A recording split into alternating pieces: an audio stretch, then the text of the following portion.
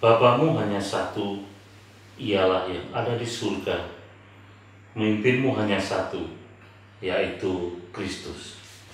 Saudara yang dikasihi Tuhan, kita bertemu kembali dalam Inspirasi Sabda Gereja Kristus Raja Bajiro, Yogyakarta. Hari ini Sabtu 22 Agustus 2020. Berkah dalam.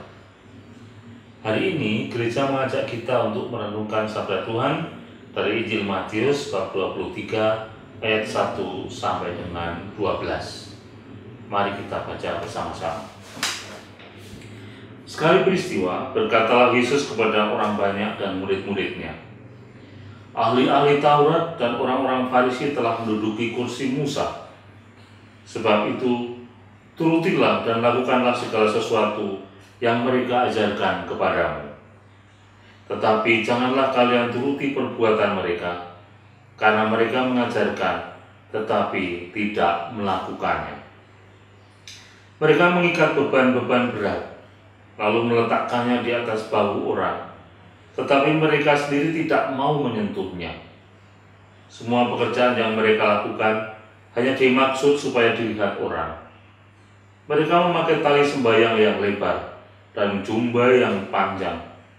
Mereka suka duduk di tempat terhormat dalam perjamuan dan di tempat terdepan di rumah ibadat. Mereka suka menerima penghormatan di pasar dan suka dipanggil rabi. Tetapi kalian, janganlah kalian suka disebut rabi, karena hanya satulah rabimu, dan kalian semua adalah saudara. Dan janganlah kalian menyebut siapapun Bapa di bumi ini, karena hanya satu Bapamu, yaitu Dia yang di surga. Janganlah pula kalian disebut pemimpin, karena hanya satu pemimpinmu, yaitu Kristus. Siapapun yang terbesar di antaramu, hendaklah ia menjadi pelayanmu. Barang siapa meninggikan diri, akan direndahkan, dan barang siapa merendahkan diri, akan ditinggikan. Saudara, bacaan hari ini sungguh konkret dengan kehidupan kita sehari-hari. Tuhan mengajak kita untuk merenungkan diri kita, menempatkan diri dalam posisi apa ketika kita menjalani kehidupan kita sehari-hari. Banyak orang yang menjadi aktivis di gereja, memberikan dirinya, tetapi yang muncul bukan kasih Tuhan, bukan karya Tuhan, tetapi dirinya sendiri. Saya kira ini menjadi sesuatu yang sebenarnya kurang elok. Karena ketika kita memberikan diri, harusnya Tuhanlah yang dimuliakan dan bukan kita sebagai pelakunya. Di sisi lain, dalam bacaan ini juga disebutkan dalam situasi-situasi tertentu ada egoisme-egoisme yang membawa kita menjadi orang yang justru selalu minta dilayani. Ketika kita menjadi pemimpin atau menjadi koordinator tertentu, bukan orang yang mau melayani. Saya kira kita semua yakin Tuhan Yesus adalah pemimpin kita. Tetapi apa yang dilakukan Tuhan adalah kesediaannya dengan sepenuh hati, dengan sepenuh cinta untuk melayani kita semua.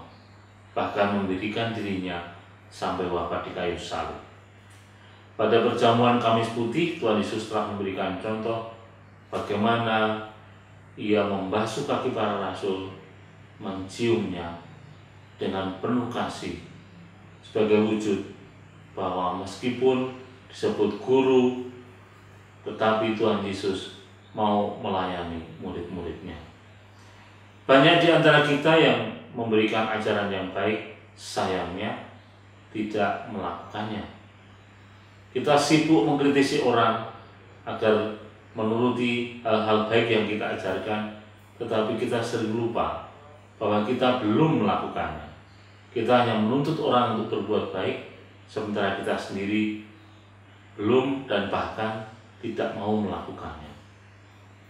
Saudara, itulah egoisme personal kita yang membuat kita harus semakin jauh dari Allah.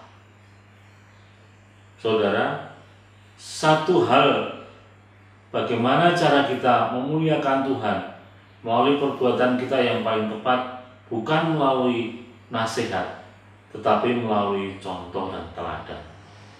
Dan itu dilakukan oleh Tuhan Yesus. Tidak banyak omong, tapi memberikan teladan bagaimana melayani orang-orang yang miskin, yang lemah dan tersingkir. Melayani orang-orang yang membutuhkan sentuhan kasih sayang.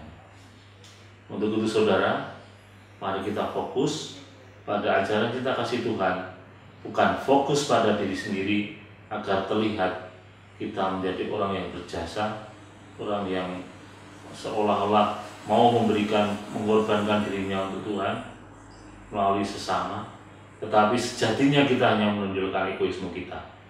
Maka mari kita membaktikan diri kita dengan tulus, memberikan karya kita dengan tulus di dalam gereja, dan biarlah kemuliaan Tuhan yang nampak, yang terlihat dari seluruh karya yang kita lakukan. Berkah dalam